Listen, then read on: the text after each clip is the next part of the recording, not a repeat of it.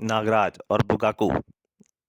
दोस्तों, super commander ध्रुव और नागराज का ये विशेषांक, जिसमें आपने पढ़ा कि शक्ति खड़ग के जरिए नागराज वासुकी की शक्ति खड़ग के जरिए नागराज को कैद कर लिया जाता है और उसके बाद मिस किलर और थोड़ंगा ध्रुव के सामने एक एक करके उसके सभी प्रतिद्वंदियों को पेश करते जाते हैं जिनका सामना ध्रुव ने पहले किया होता है। परंतु ध्रुव सफलतापूर्वक एक एक करके अपने सभी प्रतिनिधियों को हराता जाता है और अंत में जब वो भैरी मौत और तबाका को हराता है तभी बुगाकू वहां पहुंच जाता है और वो ध्रुव को भी अपने साथ कैद कर ले जाता है। यहाँ तक की कहानी आप नागराज और बुगाकू के पिछले भागों में पढ़ चुके हैं। अब उसके आगे अगले ही पल ध्रुव की चेतना लुप्त होती चली गई और वह हो गया गायब। राजनगर वासियों को सिर्फ आश्चर्य के अलावा और कुछ नहीं मिल सका। इधर खिल उठे मिस किलर और सम्राट थोड़ांगा के चेहरे। वाह, हम कामयाब हो गए सम्राट थोड़ांगा। हाँ मिस किलर, अब काकुला का आयोजन किया जाएगा जिसमें बुकाकू इन दोनों को शक्ति खड़क से मार डालेगा। इधर नागराज और ध्रुव दोनों हैरान थे। नागराज, तुम यहाँ कैसे? ध्रुव, तुम यहाँ कैसे? दोनों ने एक दूसरे को अपनी आप बीती सुना दी। ओह, तो इसका मतलब है इस बार मिस किलर और थोड़ांगा मिलकर हम दोनों को खत्म करना चाहते हैं। मिस किलर को तो मैं जानता हूँ नागराज, लेकिन ये थोड़ांगा क्या भला है? नागराज ने ध्रुव को थोड़ांगा के बारे में बताया। उफ, निरीह जानवरों के सत्यारे को तो सजाए मौत मिलनी चाहिए। हाँ, किंतु पहले इस कैद से आजाद होना आवश्यक है। तभी दोनों का ध्यान उन कराटों की तरफ गया। लगता है इन दोनों को होश आ रहा है। लेकिन ये हैं कौन? जल्दी दोनों उठ खड़े हुए। कौन हो तुम दोनों? मैं कंटाली और ये मंटाली। तुम नागराज हो ना? हाँ, लेकिन तुम मुझे कैसे जानते हो? हम नकालू कबीले के सरदार ओसाका के बेटे हैं। थोड़ांगा, गुंटारा व जिपा को मात देने के बाद तुम तो चले गए, किंतु भागे हुए थोड़ांगा ने वापस आकर फुकारू, कांगो और जगोता के साथ हमारे कबीले का विनाश कर दिया। बहुत से कबीले वासियों की हत्या कर दी। हम दोनों भाग खड़े हुए और पिता की हत्या का बदला लेने के लिए जंगलों में छिपे घूमते रहे। सम्राट थोड़ांगा के बारे में जानने के लिए पढ़ें नागराज काबुकी का खजाना और थोड़ांगा। किंतु हम उसका कुछ बिगाड़ नहीं सके और आखिर बुगाकू द्वारा पकड़ लिए गए। जंगली कबीले के सरदारों को अपनी ताकत दिखाने के लिए यह हर साल काकुला का आयोजन करता है, जिसमें यह अपने वीरों को जंगल के बलिष्ठ लोगों की प्रतियोगिता करवाकर जंगल के बलिष्ठ युवकों की हत्या करवा देता है। उन दोनों की गाथा सुनकर नागराज ध्रुव का क्रोध सातवें आसमान पर पार कर गया। अब के काकुला को उसके विपरीत होगा कंटाली, और मकालू कबीले वासियों की हत्या का बदला भी जरूर लिया जाएगा। काकुला एक बहुत बड़ा आयोजन जिसमें सभी जंगली कबीलों के सरदार आमंत्रित होते हैं भयानक और रोमांचक प्रतियोगिताएं देखने के लिए। थड़ांगा, उपस्थित सरदारों को सम्राट थोड़ांगा का अभिवादन। हर साल की तरह काकुला उत्सव बड़ी धूमधाम से मनाया जा रहा है।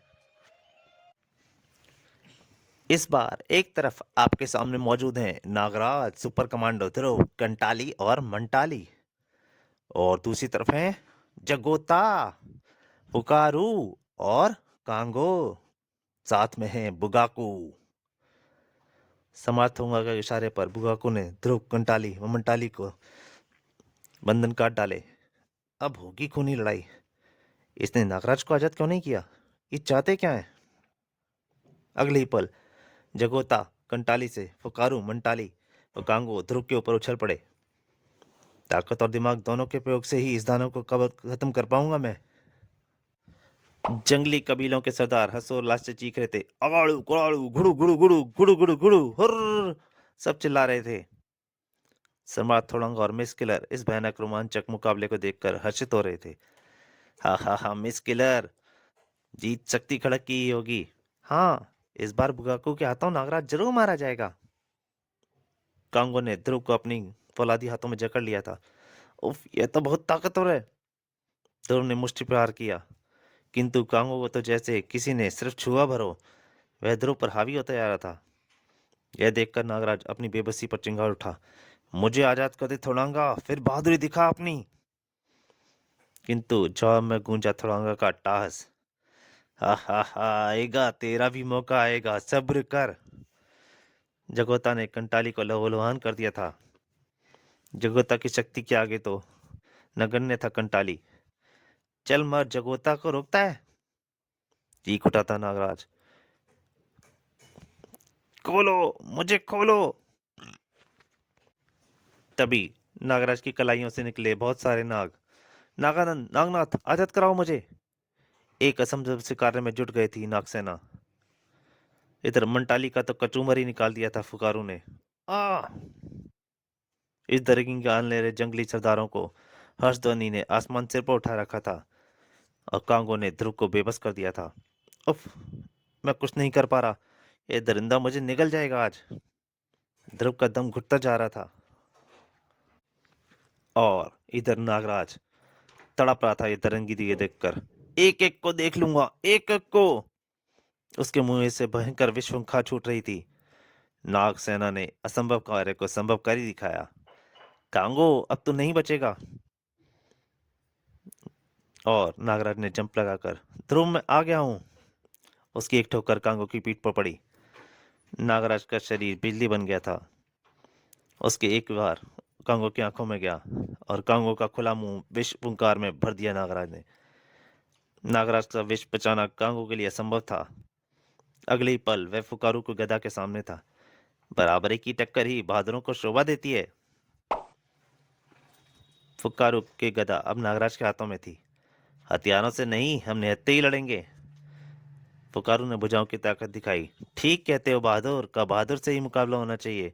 उछाल फेंका नागराज को, किंतु वह नागराज क्या दुश्मन को करारा जवाब न दे। फुकारू, तेरी फूंक न निकाल दी तो मेरा नाम नागराज नहीं। उसकी एक ठक्कर नागराज को लगी। उसके बाद ध्रुव और मंटाली ने फुकारू को घूंसा पर रख लिया था। तुम इसे संभालो, मैं जगोता को देखता हूँ। कंटाली, जिसकी आंखों के सामने लहरा रही थी मौत, किंतु इससे पहले कि फरसा नीचे आकर अपनी प्यास बुझाता, नागरस्सी। उस फरसे को नागरस्सी ने जकड़ लिया था। अगले ही पल फरसा नागराज के कदमों में पड़ा था और दूसरे क्षण जगोता का शरीर नागरस्सी कैद में था। तुम दरिंदों को खात्मा करके रहेगा नागराज। अब वह हिल भी नहीं सकता था। नागराज के करीब पहुंचाओ, ले खून की प्यासे, इस फरसे की प्यास बुझा। जगोता के मस्तक से लहू लाल होता चला गया और वह फरसा अपने बहादुर सिपाहियों की यूं मौत देखकर थोड़ांगा मिस्किलर को हिला दिया था उन्होंने। बुकाकू, देखते क्या हो, कत्ल कर दो इन चारों को शक्ति खड़क से। बड़े भयानक अंदाज में बुगाकू ने शक्ति खड़क घुमाया।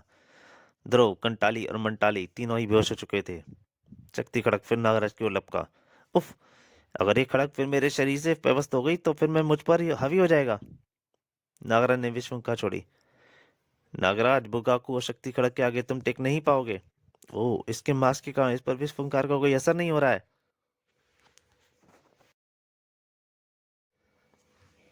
नागराज की सरपनाना को भी उसने बड़ी चपलता से सफाया कर दिया। उसकी तलवार के आगे नागों की सेना कुछ भी नहीं थी। सबको उसने काट फेंका था। ऐसे ही अब तुझे भी काट डालूंगा नागराज। बुगाकू की सफलता पर अति प्रसन्न थे थोड़ांगा और मिस किलर।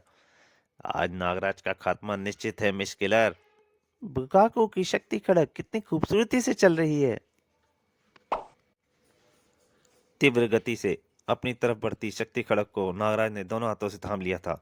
ले संभाल मेरा वार। उफ! किंतु शक्ति खड़क से प्रस्फुटित शक्ति किरणों ने हाई वोल्टेज करंट की तरह नागराज को जकड़ लिया। आहा नागराज, अब तू मरा समझ। उफ! यह क्या, मेरे हाथ तो इससे चिपक कर रह गए हैं। नागराज की सारी शक्ति सोख रही थी शक्ति खड़क, जिससे पूरा अपराध जगत कांपता था। वह खुद कैसे कांप रहा है आज। मेरी शक्ति छीन पड़ती आ रही है। ओ, मौत कितने करीब है। कुछ, ओ, नागों का आह्वान करने के शायद कुछ हो सके।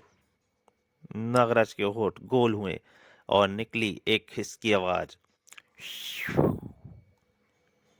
पराजित होते नागराज को देख बुगाकू अट्टहास जंगल में गूंजने लगा। मिस किलर, हमने नागराज को लाश की मम्मी बनाकर अपने पास रखेंगे। नहीं, मैं इसके शव को जापान ले जाऊंगी।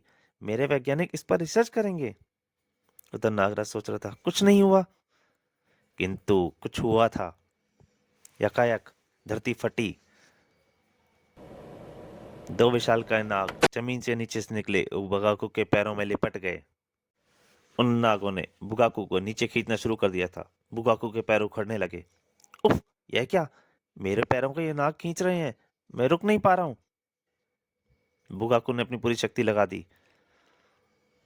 परंतु दुविधा में पड़ गया था बुगाकू। अगर मैं ट्रांसमिट हो जाऊं तो बच सकूंगा, लेकिन तब मुझे शक्ति खड़ग से हाथ धोना पड़ेगा, क्योंकि यह नागराज से चिपका हुआ है। ओह, मैं कामयाब हो गया। दो विशाल नागों ने मेरी पुकार सुन ली है, और शक्ति खड़ग से हाथ धोने का मतलब था बुगाकू की निश्चित हार।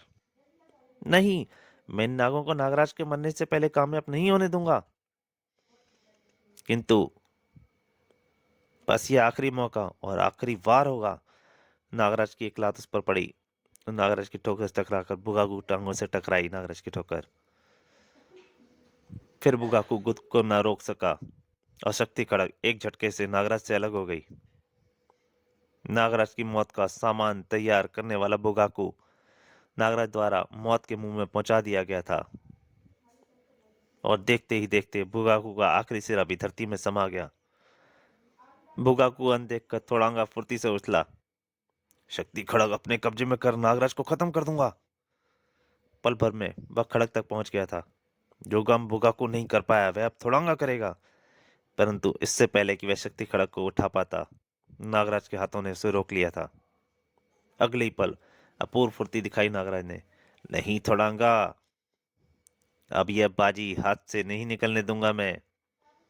और अब वह प्रलंकारी शक्ति खड़ग तैयार था थोड़ांगा का खून पीने के लिए। उफ, सब गड़बड़ हो गया। थोड़ांगा, आज तेरे और मिस किलर के आतंक से धरती को आजाद करवा दूंगा। मौत थोड़ांगा के सामने सीना ताने खड़ी थी, किंतु वह थोड़ांगा क्या जो मौत को खेलने की इच्छा न जाहिर करे।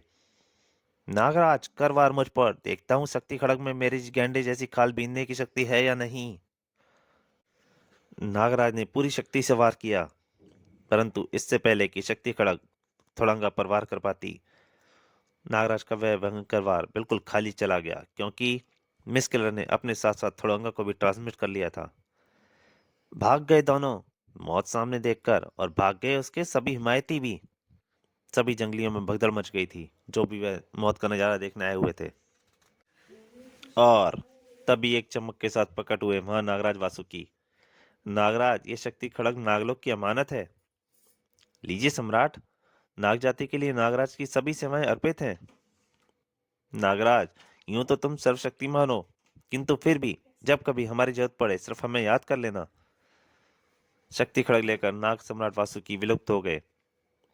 फिर मकालू कबीले में कंटाली और मंटाली ने नागराज और ध्रुव का शानदार स्वागत किया। धन्यवाद नागराज, एक बार फिर तुमने जंगल वासियों को थोड़ंगा के आतंक से मुक्त करवा दिया। यह तो मेरा फर्ज था दोस्त। वहीं नागराज ने ध्रुव को मिलवाया सतरंगा से। वाह नागराज, क्या खूबसूरत है तुम्हारा दोस्त सतरंगा। हाँ, 2 साल बाद भी नहीं भूला ये मुझे। फिर कंटाली व मंटाली से विदा लेकर नागराज और ध्रुव चल पड़े वापस अपने लक्ष्य की ओर। नागराज, ये दोनों शक्तियां अभी खत्म नहीं हुई हैं, ये फिर सिर उठाएंगी। हाँ मित्र, किंतु तब भी इनसे टकराने के लिए होंगे नागराज और ध्रुव एयरपोर्ट पर। दोस्त, मैं तो अब जाऊंगा राजनगर, जहां सभी मेरा इंतजार कर रहे होंगे, और मैं अपने अपराध उन्मूलन के लंबे सफर पर। तो दोस्तों, ये नागराज और बुकाकू सीरीज की ये अंतिम पार्ट था। आपको मेरे ख्याल से नागराज और बुकाकू जरूर अच्छी लगी होगी। प्लीज, अगर अच्छी लगे तो लाइक कीजिए। धन्यवाद।